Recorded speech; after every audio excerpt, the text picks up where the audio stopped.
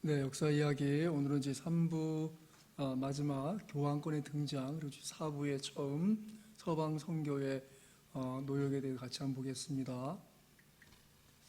교황권의 등장, 야만적의 그 침략으로 인해서 이제 카톨릭 교회가 서방의 유일한 중심 세력이 됩니다. 여기서 이제 로마를 중심으로 한 로마 교구 교회가 이제 이후에 이제 카톨릭이 되는 건데, 이해하기 쉽게 이제 카톨릭 교회라고 썼습니다. 로마의 감독은 로마에서 가진 중요한 인물이 되어 나갑니다.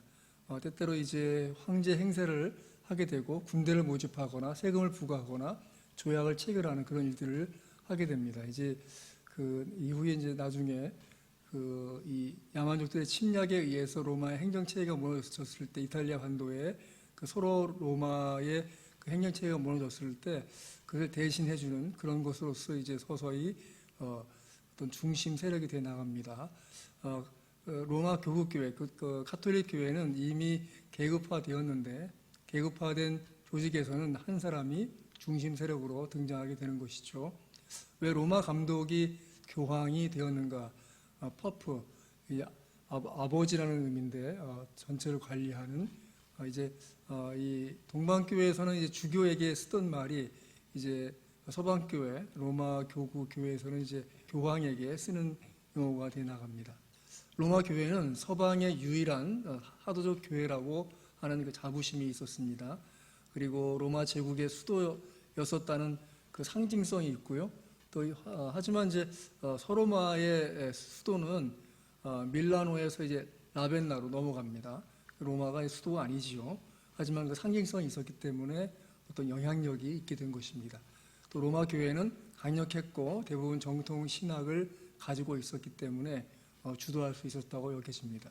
베드로의 수위권을 주장하죠. 그 근거로 이제 마태복음 16장 18절을 강력히 주장하게 되는데, 마태복음 16장 18절에 이제 베드로가 16절에서 주는 그리스도시요 살아계신 하나님의 아들이십니다라고 고백했을 때 예수님께서 말씀하시죠. 너는 베드로라, 이 반석 위에 내 교회를 세우리니라고 말씀하셨는데, 거기서 이제 그 베드로라는 용어와 반석이란 헬라어 말이 같은 용어로 보기 때문에 그렇게 해석을 합니다만, 헬라어 원어에서는 그 앞선 베드로는 남성 명사고 뒤에 나오는 페트라는 여성 명사예요. 그러니까 이게 사실은 같은 지칭하는 단어가 아니고 16절에서 얘기했던 그 고백, 신앙의 고백이 이 반석이라고 보는 것이 타당합니다만, 로마 캐톨릭에서는 이 구절을 베드로로 지칭했다고 보여지죠. 하지만 그 이후에 보면 마태복음 16장 23절에서 이제 베드로가 예수님의 십자가 행을 가로막게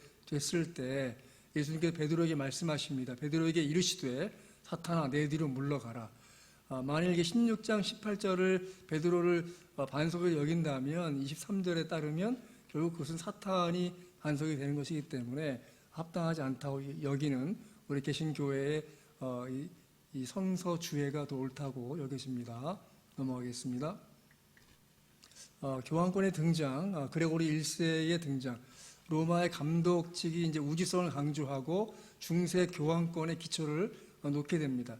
로마 귀족 출신이었습니다. 아버지가 원로원의 의원이었고 그 집안이 좀 어느 정도의 귀족 집안이었는데 540년 출생해서 604년, 그러니까 이제 교황권이 확립된 시기를 AD 600년이라고 보면 거의 맞습니다. 그러니까 크게 교회 역사를 정리할 때 일단 313년에 기독교가 공인되고, 그리고 이제 600년에 교황 제도가 세워지게 되는 것, 그리고 1054년에 동서방 교회가 나뉘어지는 것, 그렇게 이해하시면 큰 줄기를 생각할 수 있습니다. 자, 계속 보겠습니다. 소년기의 로마가 야만족에 침략하는 참상을 보게 됩니다. 여러 해 동안에 로마의 높은 관직에서 봉사합니다. 로마 시장도 하게 되죠. 이것이 이제 로마 시장을 했었기 때문에 이후에 교황이 되어서 롬바르도족이 침략했을 때 무너진 그 이탈리아 반도의 행정 체계를 바로 세우고, 북쪽으로서는 이제 라벤다가 이미 함락되어서 이 수도였던 거기가 함락되었기 때문에 더 이상 행정 체계가 되지 않을 때 이제 그레고리 1세가 그 로마를 중심으로 해서 남부에 이르는 그 행정 체계를 다 바르게 세우고 오히려 나중에 이제 롬바르드족이 이제 로마를 함락시키려 할 때 그 군대를 동원해서 그 끝까지 대항하고 나중에 이제 그 롬바르도족의 그 아들과 외교 협상을 통해서 더 이상 불가침 조약을 맺고 오히려 이제 그 로마를 보호하게 되죠. 그런 것이 이제 결국은 로마가 드디어 이제 로마 교회가 권위를 더 인정받는 계기가 됩니다. 그래서 관직에 봉사하면서 수도원 제도의 매료가 됩니다.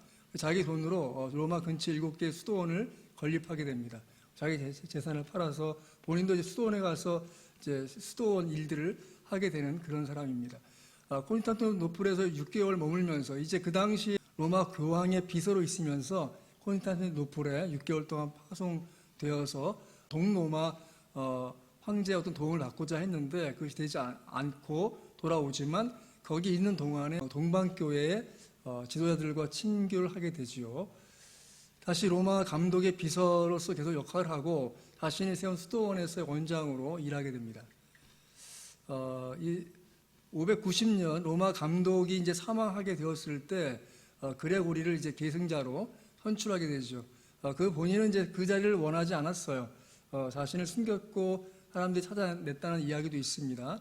자신의 의지와 달리 로마 감독으로 이제 안수받게 되고 그리고 즉시 그레고리 1세는 강력한 지도력을 행사하게 되지요. 조직적으로 가난한 사람을 먹이고 돌보았다. 그 당시에 이제 롬바르도족이 침략한 상태였기 때문에 행정 체계가 무너진 그런 가운데 각 교구들을 통해서 그 지역의 가난한 사람들 돌보고 식량을 배급하는 그런 일도 해 나갑니다. 군대를 파송하고 조약을 체결해서 로마의 질서를 회복시키죠. 그리고 많은 작품을 써서 교회의 신앙과 행습을 중세에 전합니다. 한 850편 정도의 편지가 있다고 합니다. 야만족을 기독교로 개종시키는데 강력한 지원자가 되죠. 특별히 그 영국으로 이제 파송시키는 어거스틴 그 선교팀을 그때 이제 파송하게 됩니다. 영국 기독교가 그 당시에 있었지만 좀 로마 캐토릭의 지배 아래 있지 않았는데 그들을 끌어들이는 그런 일들을 하게 되죠. 그래서 596년 어거스틴과 한 30명의 수도사를 영국의 그 켄트 지방에 파송하게 되고 그 해의 성탄절에 캔터베리에서 1000명, 10,000명이라는 것도 있어요. 한 그 정도의 사람들을 이제 침례를 베푸는 그런 일을 행하게 됩니다. 그레고리 1세의 그 등장은 결국 자신을 하나님의 종들의 종이라고 호칭하게 되었어요. 지금도 로마 교황은 이런 호칭을 참 좋아해요. 나는 하나님의 종들의 종이다. 하지만 그들의 위세를 볼 때는 종들의 종도 아니고 오히려 하나님의 종들의 왕처럼 행세하는 것을 볼 때 이 그레고리 1세가 자신을 칭했던 면에서 많이 벗어나 있다고 여겨집니다. 자, 그리고 나서 이제 카롤링거 시대에 대해서 보겠습니다. 그러니까 이제 중세 시대로 이제 시작되는 그런 면에서 카롤링거 왕조라고 하는데 메로비우스 왕조를 대체하는 프랑크 왕국의 두 번째 왕조예요. 나중에 이제 프랑스, 독일, 이탈리아가 이제 3국으로 분열되게 되는데 그런 과정에 서 있는 이 왕조가 카롤링거 왕조입니다. 그 당시에 이제 서방 선교의 노력이 있었어요. 아일랜드와 영국이 6, 7세기의 선교의 중심지가 돼요. 특징은 로마와는 다른 독립적인 선교를 행하게 됩니다. 그래서 이제 패트릭이라는 사람이 있는데 이 사람은 이제 아일랜드의 사도예요. 5세기 아일랜드에서 전도하고 역사 증거는 희박한데 6세기 아일랜드에 많은 기독교인이 있게 됩니다. 그 수도원을 중심적인 이제 기독교가 세워지게 되고 로마 기독교는 감독과 교회 중심으로 이루어지는데 그 당시 아일랜드는 수도원 중심의 기독교가 이루어지지요. 수도원이 학문과 선교의 중심지가 되게 됩니다. 콜롬바라는 사람이 있습니다. AD 563년인데 그 후에 보면 이제 콜롬바누스가 있는데 이게 다른 사람이에요. 콜롬바는 아일랜드의 수도승으로 12명의 동료와 함께 이제 아일랜드에서 오히려 스코틀랜드로 선교를 떠나요. 그래서 이제 스코틀랜드의 작은 섬에 들어가서 수도원을 건설하고 스코틀랜드를 선교하게 되죠. 그리고 이제 점차 영국 기독교를 강화하게 됩니다. 콜롬바누스라는 사람은 아일랜드 스승으로서 12명의 동료와 함께 유럽을 선교해 유럽으로 나가는 것이죠. 그리고 프랑스, 스위스, 북이탈리아 지역으로 나가서 선교하게 됩니다. 그 당시 이제 이들을 중심으로 해서 이루어진 일 가운데 하나는 이제 스승끼리 서로의 죄를 고백하는 이제 거기에서부터 이제 서서히 이 고해 성사가 시작되는데 그것이 이제 평신도들도 스승에게서 이제 고백을 하게 돼요. 그래서 고백의 방법의 어떤 원리를 책으로 정리하게 되고 이것이 이제 중세 기독교에 오면서 고해 성사로 정리하게 됩니다. 예. 다음 주에는 로마의 선교에 대해서 같이 보겠습니다. 수고하셨습니다.